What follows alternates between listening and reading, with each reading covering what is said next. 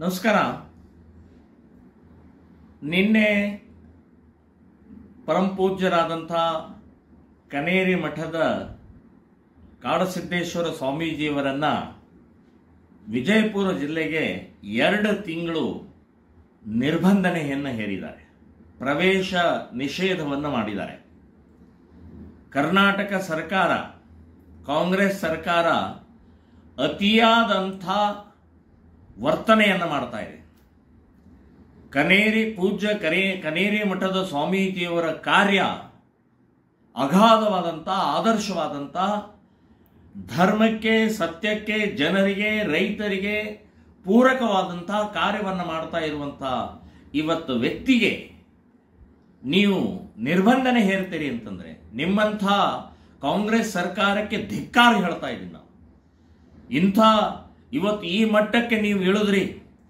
ಒಬ್ಬ ಪರಮ ಪೂಜ್ಯ ಸ್ವಾಮೀಜಿಯವರ ನಿರ್ಬಂಧನೆ ಮಾಡುವಷ್ಟು ಧೈರ್ಯ, ಮಾಡುವಷ್ಟು ಸೊಕ್ಕು, ಮಾಡುವಷ್ಟು ನಿಮ್ಮಲ್ಲಿ ಈ ಅಜ್ಞಾನ ಬಂದಿದ್ದು, ಇದು ಇಡೀ ಜನಮಾನಸವನ್ನು ಮರೆಯಲಾರದ ಅಕ್ಷಮ್ಯ ಅಪರಾಧವನ್ನು ಮಾಡಿದಿರಿ ಅಂತನ್ನುವಂಥದ್ದು ನಾನು ಹೇಳ್ತಾ ಇದ್ದೀನಿ. ಸೊ ಈ ವರ್ತನೆ, ದುರ್ವರ್ತನೆ, ಸೊಕ್ಕಿನ ದುರ್ವರ್ತನೆ, ಅಧಿಕಾರದ ಅಹಂಕಾರದ ವರ್ತನೆ ಇದು. ಸೊ ಇವತ್ತು ಆ ಪೂಜ್ಯ ಸ್ವಾಮೀಜಿಯವರು ಹೌದು 4 ಏನೋ ಮಾತಾಡಿರ್ಬೋದು, ಏನು ತಪ್ಪ್ರಿ? ಇವತ್ತು ಸಮಾಜವನ್ನು ಒಡಿತಾ ಇದ್ರಿ ನೀವು.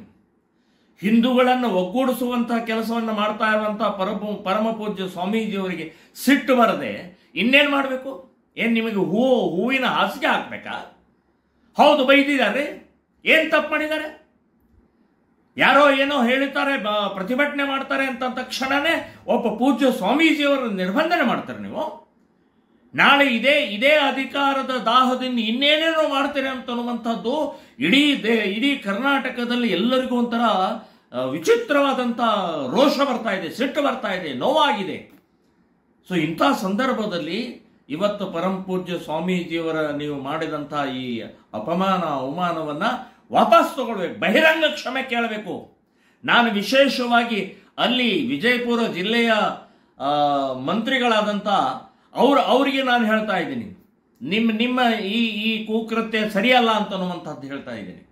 ಸೊ ಧರ್ಮದ ಕೆಲಸ, ದೇಶದ ಕೆಲಸ, ಒಗ್ಗೂಡುವಿನ ಕೆಲಸ, ಜ್ಞಾನವನ್ನು ಪ್ರಸಾರ ಮಾಡ್ತಾ ಇರುವಂಥ ಇವತ್ತು ಸ್ವಾಮೀಜಿಯವರನ್ನು ನೀವು ಮಾಡ್ತಾ ಇರುವಂಥದ್ದು ಈ ಬಹಳ ದೊಡ್ಡ ಅಕ್ಷಮ್ಯ ಅಪರಾಧವನ್ನು ಮಾಡಿದರೆ ಇದನ್ನು ವಾಪಸ್ ತಗೊಳ್ಬೇಕು, ಬಹಿರಂಗ ಕ್ಷಮೆ ಕೇಳಬೇಕು. ಮಾನ್ಯ ಮುಖ್ಯಮಂತ್ರಿಗಳು, ನೀವೇ ಹೊಣೆಗಾರರು, ನೀವೇ ಜವಾಬ್ದಾರರು. ಬಸವ ಒಂದು ಯಾವುದೋ ಇದನ್ನು ಮಾಡಿಕೊಂಡು ಇಡೀ ಸಮಾಜವನ್ನು ಒಡಿತಾ ಇದ್ದಾರೆ.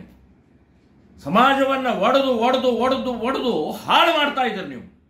ಸೊ ಈ ಕುಕೃತ್ಯ ಇನ್ನು ನಮ್ಮ ಸಮಾಜ ಇದನ್ನು ಒಪ್ಪೋದಿಲ್ಲ ಅಂತನ್ನುವಂಥದ್ದು ಹೇಳ್ತಾ ಇದ್ದೀನಿ. ಅಂಥ ಪೂಜ್ಯ ಸ್ವಾಮೀಜಿವರೆಗೆ ಮಾಡಿದ ಅವಮಾನವನ್ನು ಬಹಿರಂಗವಾಗಿ ಕ್ಷಮೆ ಕೇಳಿ ನೀವು ನಿರ್ಬಂಧನೆಯನ್ನು ವಾಪಸ್ ತಗೊಳ್ಬೇಕು ಅಂತನ್ನುವಂಥದ್ದು ಈ ಸಂದರ್ಭದಲ್ಲಿ ಹೇಳ್ತೇನೆ. ತೋಳದೆ ಇದ್ರೆ ಇಡೀ ರಾಜ್ಯಾದ್ಯಂತ ಶ್ರೀರಾಮ ಸೇನೆ ಸಂಘಟನೆ, ಹಿಂದೂ ಸಂಘಟನೆ, ಎಲ್ಲ ಪೂಜ್ಯರು ಸೇರಿ ದೊಡ್ಡ ಪ್ರಮಾಣದಲ್ಲಿ ಪ್ರತಿಭಟನೆಯನ್ನು ಬೀದಿಗಿಳಿಬೇಕಾಗತ್ತೆ ಅಂತನ್ನುವಂಥ ಎಚ್ಚರಿಕೆಯನ್ನು ನಾನು ಕೊಡ್ತಾ ಇದ್ದೀನಿ.